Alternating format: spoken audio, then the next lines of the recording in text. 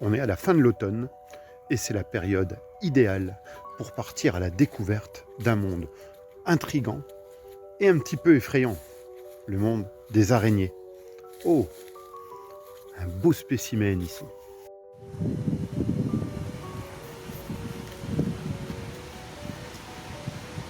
Voilà, on les repère facilement dans leur toile où elles sont vraiment à l'affût de petits insectes.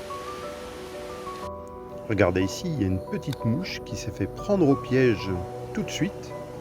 Elle l'emballe comme un petit paquet cadeau, elle le tourne de soie, donc de fil qui sort des filières.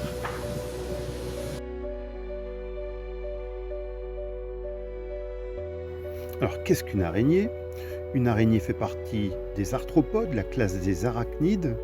Il y a deux parties à une araignée, la première le céphalothorax, la deuxième l'abdomen. Il y a exactement 4 paires de pattes accrochées au céphalothorax.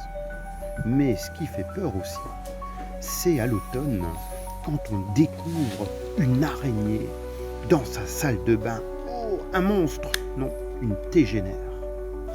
Un mâle en plus. Alors, comment on identifie un mâle? C'est facile, il a des pédipalpes, vraiment comme des gants de boxe. Et on voit qu'il y a un petit crochet juste en dessous des pédipalpes, c'est pour la reproduction en fait. Il va chercher sa semence là-dedans et l'insémine dans la femelle.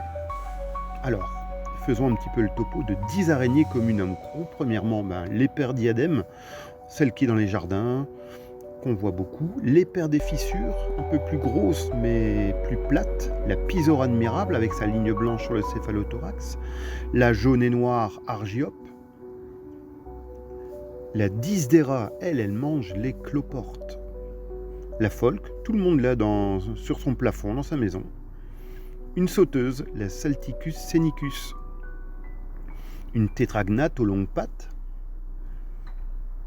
Et une araignée courge, toute verte. Et plus récemment, on a vu arriver la Zoropsis spinimana, qui nous revient du sud de la France. En tout cas, dans la maison ou dans le jardin, ces animaux sont des animaux vraiment très utiles. Et on compte sur vous pour les protéger. Allez, à bientôt. Au revoir.